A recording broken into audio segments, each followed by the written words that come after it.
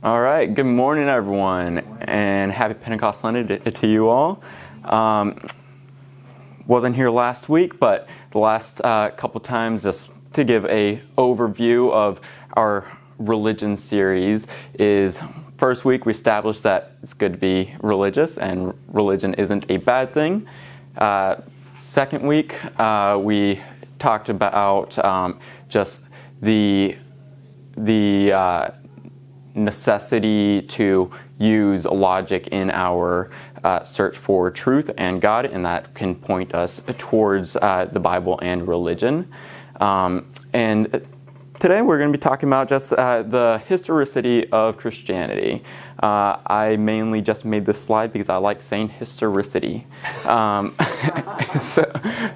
that's what we're going to be talking about today, of saying that what we read in the Bible and what the faith we practice out isn't just this abstract thing of we have this intellectual assent, and it's an actual physical thing, that things actually happened, and we can know for certainty that these things happened the same way that we can know that George Washington fought against the British. These are all just historical truth claims, and here we go.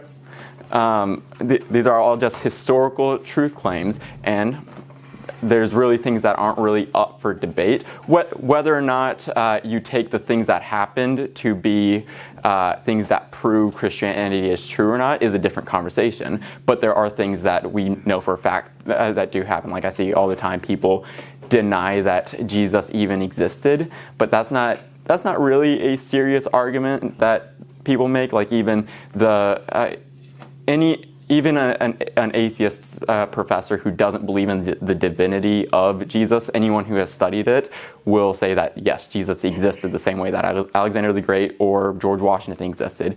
The difference is who we claim Jesus is. So last time I spoke to you all, I talked about the philosophical and logical necessities for what God is. And just to summarize that quickly, is essentially God is the single point of origin of everything that exists. He is the uncaused causer, and nothing would exist without him. So essentially, a necessity is for a monotheistic religion where there is one God, one source of everything. So that kind of narrows it down from hundreds and hundreds of thousands or even thousands of religions down to essentially three religions, and that brings us to Judaism, Christianity, and Islam.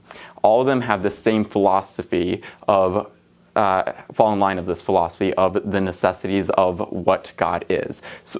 So the sole distinction between these three in sorting out which one is true is the question of Jesus, of who Jesus is. So that's what we'll get into right here. That's the logical next step. Is every single part of apologetics or any sort of philosophy or theology is knowing where your starting point is and what your presuppositions are, what the things you already are willing to accept are. So if we have gotten to the point to where we're willing to accept that God exists with certainty, and now our quest is just to find out, okay, now that I know that nothing came from nothing, God exists, what's next? Leads us. This is the hinge point of everything, of who Jesus is, because we've narrowed it down to that point, and this is the point of disagreement that either makes or breaks any of these three religions. Okay, so I don't know if any of y'all have seen this before, but this is a cross-reference chart of everything, of every verse of the Bible. I know it's very blurry, but each of these little lines right here. Each of these little lines right here represents a book of the Bible, and each of these colorful lines is a line that you can trace to where a part of the Bible references another point of the Bible. So essentially, they're there's essentially 63,000 different cross-references within the Bible. And this is something I want to get into when it comes to apologetics and talking to people who don't necessarily share your same presuppositions.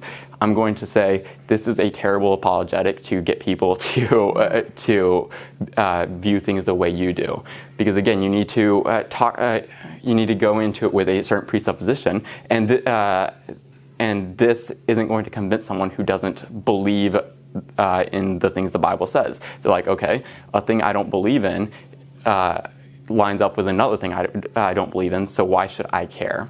So I'm going to go to Thomas Aquinas like every single week, but so might need to cut it back on Thomas a little bit, but yeah.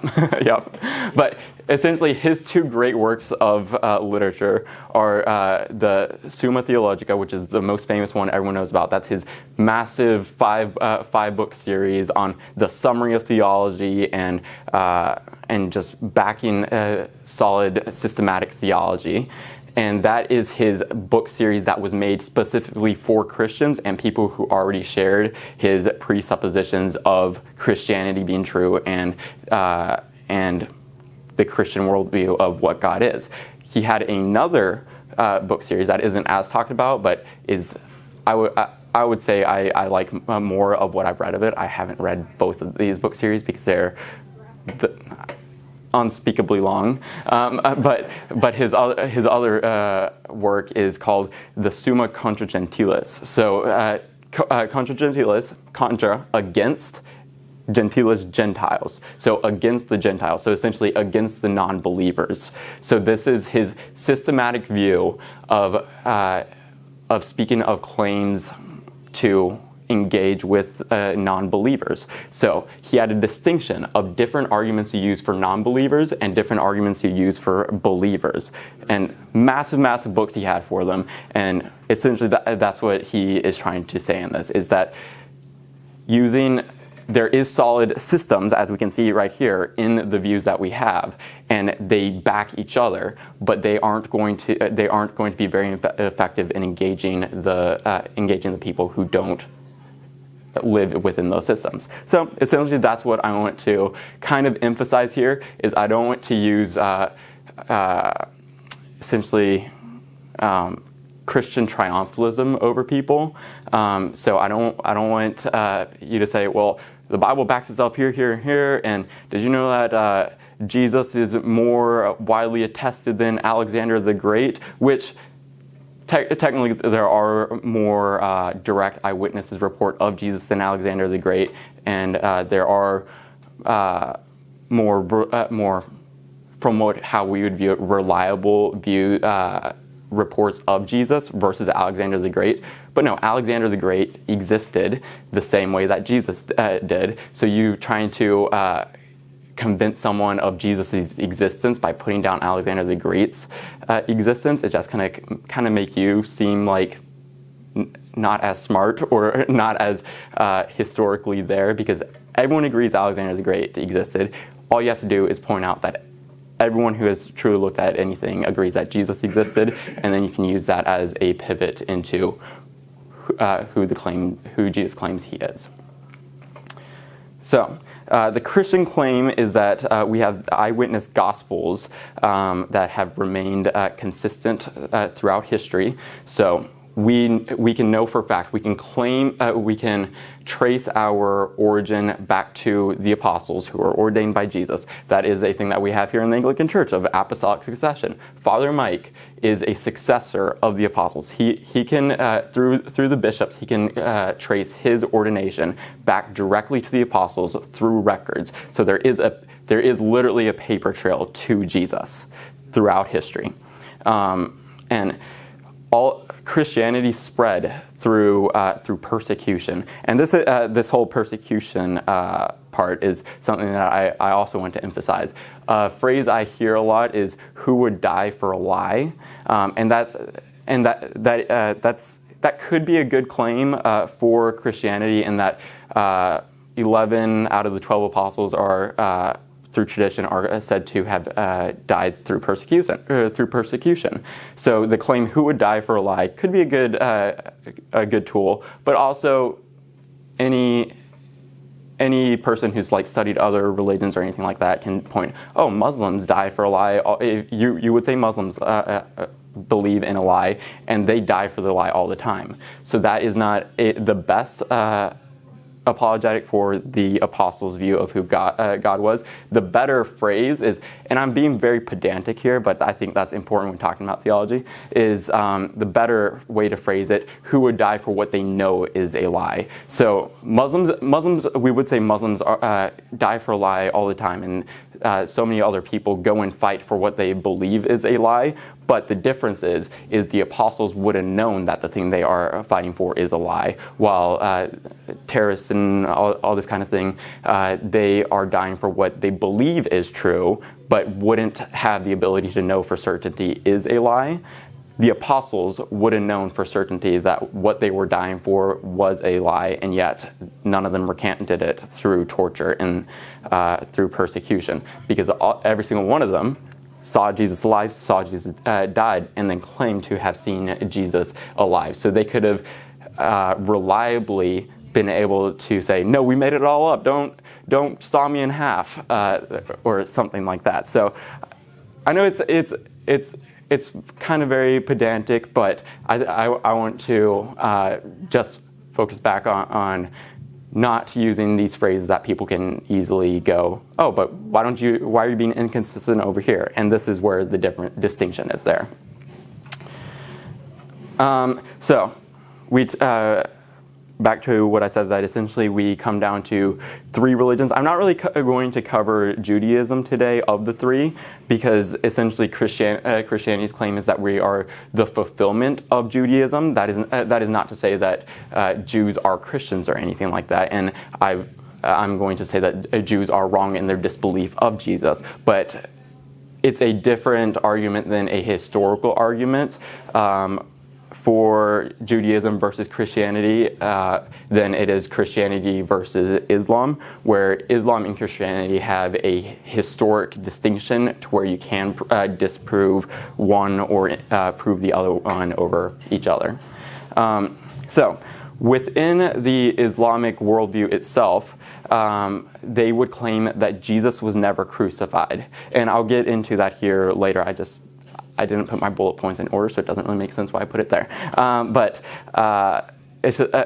they would also claim that Jesus was a good prophet.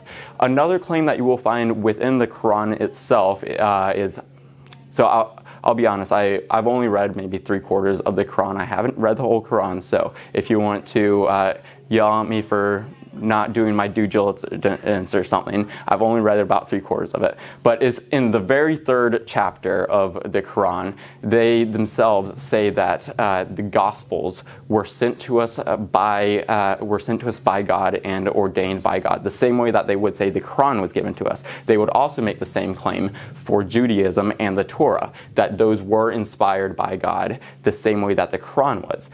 The problem with that claim is what's in modern day apologetics has been come to know as the Islamic dilemma, is that both the Torah and the Gospels contradict the Quran. So with the Quran claiming to be inerrant and perfect in detail, if it is claiming that also the Gospels are inerrant and perfect in detail, and they contradict the Quran, then that kind of leaves you with two choices. Either the Quran is correct, and then it is claiming that something else is also correct, which is claiming the Quran is incorrect, thereby proving the Quran incorrect, or the Quran is incorrect about the Gospels being correct, and we're back to the floor where we were, and maybe they're both incorrect, and we can go from there.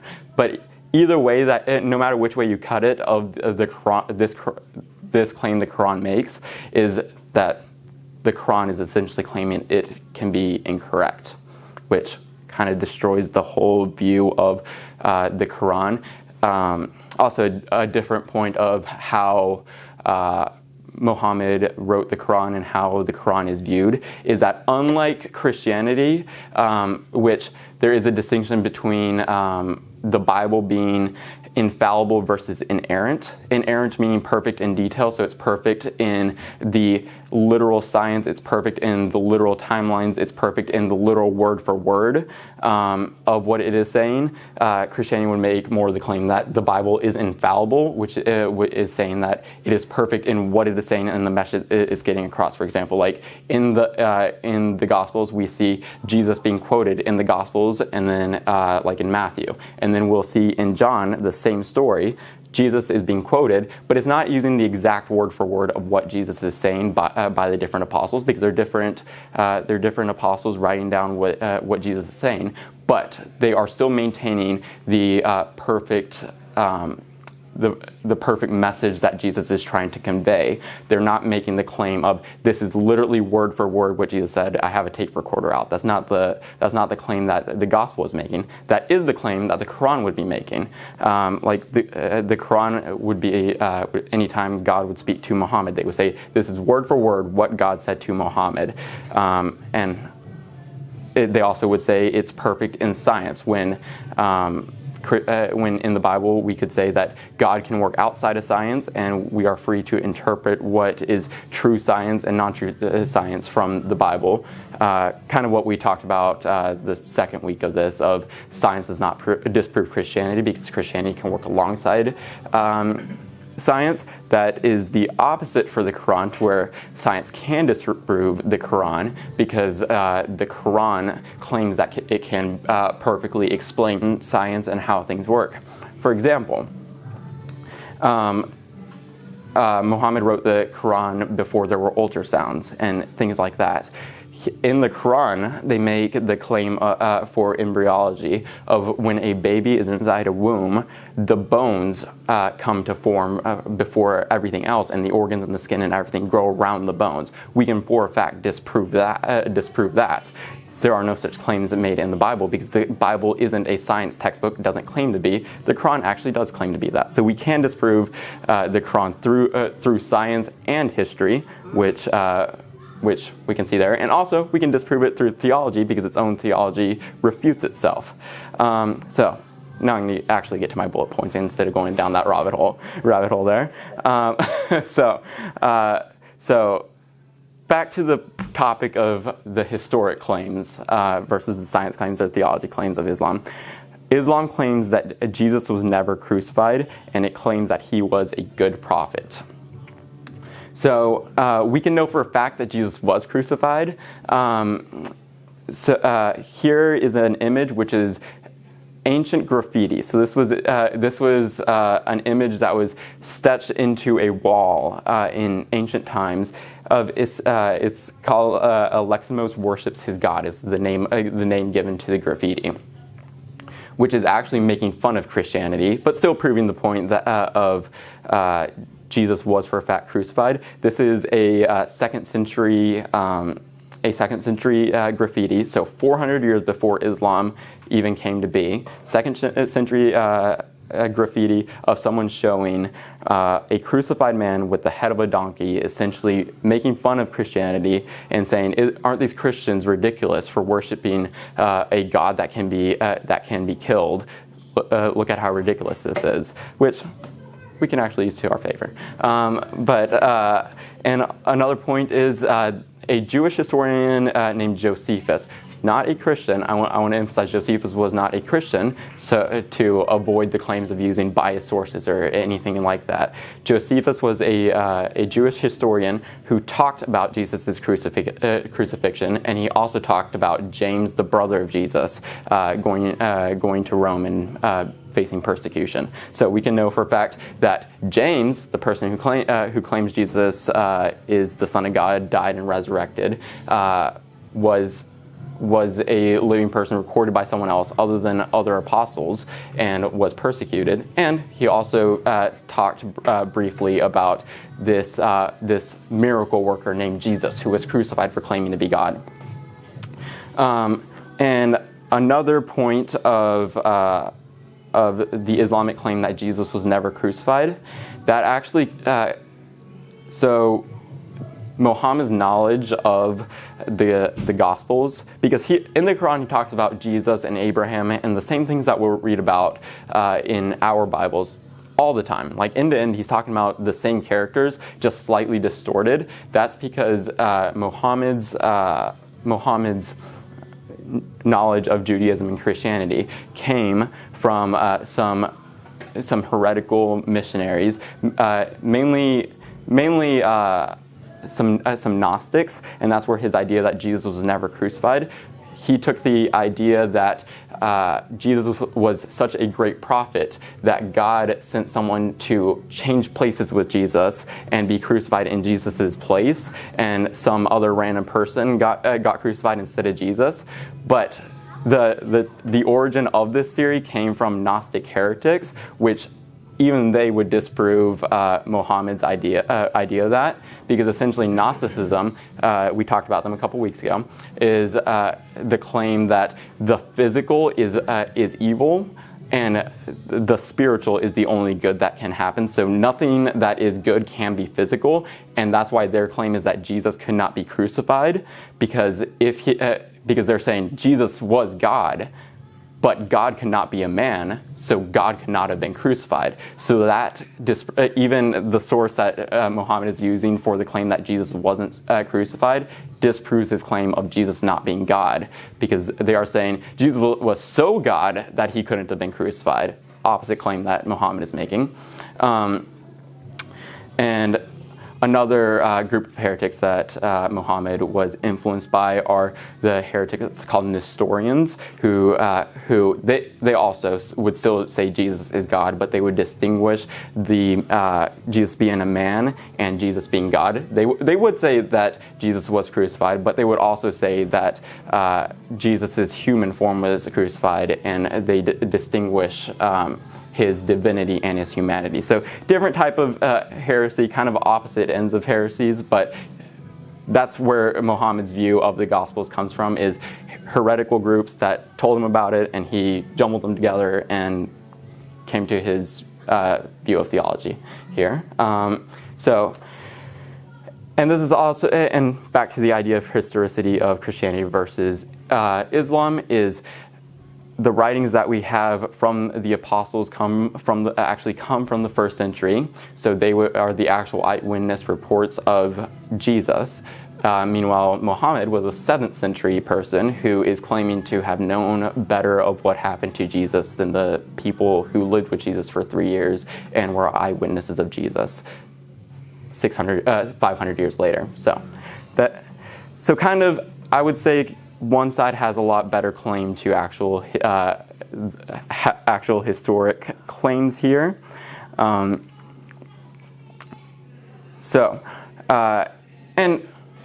I'll use Islamic theology here and say yes, the Gospels are inspired by God. So using that quote from Muhammad himself, does someone want to read from the Word of God, just of the claims that Jesus has of being God, starting with John 8:58? Because this is another thing that we'll see, even from atheists, is atheists will say, a lot of atheists will say that Jesus was a great moral teacher, but he never claimed to be God, and that's just something that was eventually distorted and evolved by people centuries and centuries later. But luckily we have actual quotes from Jesus, if anyone wants to read John 8:58. I got John 8:58. Jesus said to them, "Most assuredly, I say to you, before Abraham was, I am." Yeah, so I like the phrase there, "most assuredly," because a lot of times people will say, well, Jesus, anytime people claim Jesus said he was God, he's kind of being very vague, and no one really knows what he's saying. It could be interpreted in many ways. So if he was a good moral teacher, I'm kind of and a smart person, I would be confused by his phrase there, "most assuredly," when we're supposed to take that as not assuredly. Does anyone want to read John 10:30? We're just going to rapid fire through these. He said, "I and the Father are one." Yeah, so that would also be another strange claim for someone to make if he is saying that he and God are one, but he himself is not God. So Mark 2, 5 through 7. When Jesus saw their faith, he said to the paralytic, "Son, your sins are forgiven you." And some of the scribes were sitting there and reasoning in their hearts, "Why does this man speak blasphemies like this? Who can forgive sins but God alone?" Yeah, and this leads all the way to why Jesus was crucified. He was crucified for his claims of being God, and that upset the Jewish leaders of the time, and he is claiming to be the fulfillment of the Jewish law at the time. So that is a reason he was crucified. I'll let you all read Mark 14, 61 through 64 at home if you want to read that, because we are running a little short at time, but that is another claim of Jesus being God. So essentially, so I'll just close with C.S. Lewis's famous liar, lunatic, Lord dilemma for Jesus is Muslims, I would say most good-natured atheists, essentially everyone would claim that Jesus was a good moral teacher, a smart person, an influential person on society. I think you'll be hard-pressed to find someone who says, no, Jesus was a terrible, terrible person. Essentially, everyone who's in good nature will admit that at least we can say Jesus was a good moral teacher, a good, smart person who helped guide people in good ways.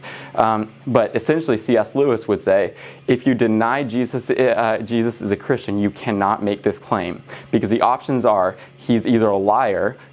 Since he claims to be God, he is either a liar, and therefore a liar cannot be a good moral teacher because he is misleading people and taking them away from the truth. So if Jesus is a liar, if Jesus is claiming to be God and Jesus is a liar, then you cannot make the claim that he is a good moral teacher.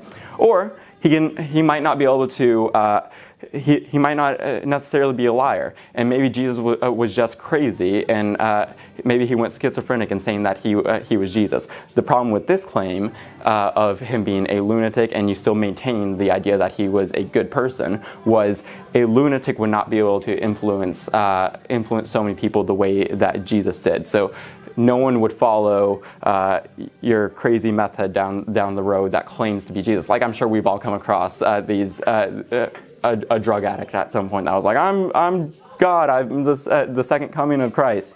No one would follow that person to the death. So therefore, Jesus would not be able to be a lunatic because of his coherence and people actually willing to follow him. So that leaves us with the last option that C.S. Lewis lays out for us of if you take these, if you are willing to admit that, if you're willing to make the admittance that Jesus claimed to be God and Jesus is a good person, then that only leaves you with the option that he is Lord. So on that, I'll lead you all with a good Pentecost Sunday.